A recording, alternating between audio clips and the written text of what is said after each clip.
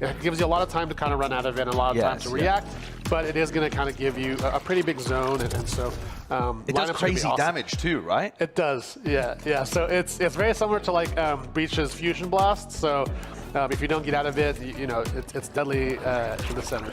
So that is one of the abilities. That is the only ability that you can't go and pick back up again as well. Well, Mosh is still trying to figure it out. Like the other ones, you know, they're a little more grown. He's just a little baby trying to figure it out. Right. Okay, I see. Mosh, you know, it's for all, you know, listen, Mosh, we love Mosh, but not the signature ability of Gekko. In fact, that's a different ability, right? That's Dizzy. Right. Yeah, that's right. So the signature that we have, kind of the bread and butter, the initiator tool, is going to be Dizzy.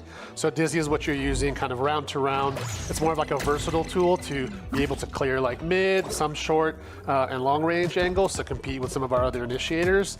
But it definitely has like a lot of different ways to kind of counterplay, and different ways to kind of change how you take spaces compared to some of our other initiators. And it is kind of similar to some other abilities in that it blinds your opponent, but it works in quite a different way, right? Right, yeah. We wanted to try something that was a little less, like it kind of obfuscates your screen a little bit less, gives you a little easier of a time to kind of maneuver around. Right.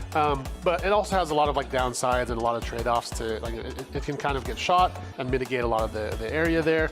But the idea there was kind of creating like a breaking tool that's a little more approachable for like, you know, all players. Right. But talk to me a bit more about, so you're an opponent, there's a Dizzy coming towards you, you shoot the Dizzy, it's now on the floor, and the gameplay loop is kind of that the Gekko can go and retrieve that for another Dizzy in like 10 seconds time.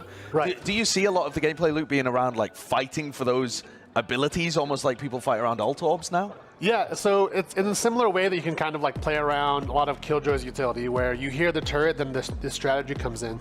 It's like, okay, so now we hear the turret. What do we do next? Same thing with Dizzy. Once the reclaim or once the globule is created, there's a couple seconds there where you really have to fight for it. It becomes like a mini objective, similar to some of the ultimate orbs that you see. Yeah. And so we figured kind of creating a power space and kind of creeping your way forward and trying this new style of or this new pacing of initiator play was going to be interesting. So we'll just have to find out if it is. Okay, so my favorite ability that we play tested so far has to be the wingman, right? Because me and Josh are playing it. Running. He is running, he is sprinting, but that is such a unique ability as well in terms of the way it plays out. Very similar to some others in terms of Boombot and everything else, but yeah, I'll let you explain it and take it away. Yeah, absolutely. So wingman is kind of your friend that helps you clear these spaces. There's going to be like the close to mid-range, runs forward, parkours all over the place. As soon as it sees an enemy, it'll jump up and then kind of like clap its hands together and do this like huge concussive bark.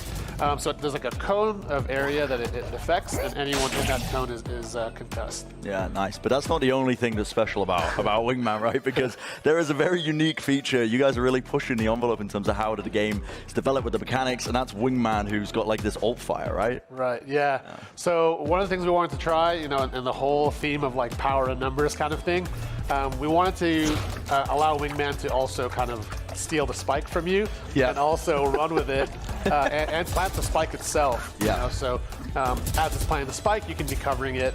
And on the flip side, on defense, if you're kind of in these 1v1s, these 1v2s, you can send Wingman to defuse the spike as well, and you can cover Wingman as opposed to, you know, someone having to cover you. It's a really unique interaction, but also if Wingman goes down on his intrepid venture towards the spike, he just abandons it in enemy territory, right? So you do have to be a bit careful in terms of how it's used. Absolutely, The final ability, the ultimate that we want to talk about, which is the, you know, the big one, honestly, the big one. Quite scary to see it running at you in the server as well. That's Thrash, So Thrash is Gekko's ultimate. You equip Thrash, you'll see a cool little animation of it swimming around. Once you cast it, you possess Thrash. Thrash swims around and clears space pretty rapidly, as you guys I'm sure have seen. Once you explode, or once you lunge and explode onto an enemy, there's a big radius that is detained. So any player caught is detained. It looks really fun to play, and I'm just looking forward to seeing some of the content creators play it here in Sao Paulo, seeing people get their hands on it as well. You must be looking forward to it. Yeah.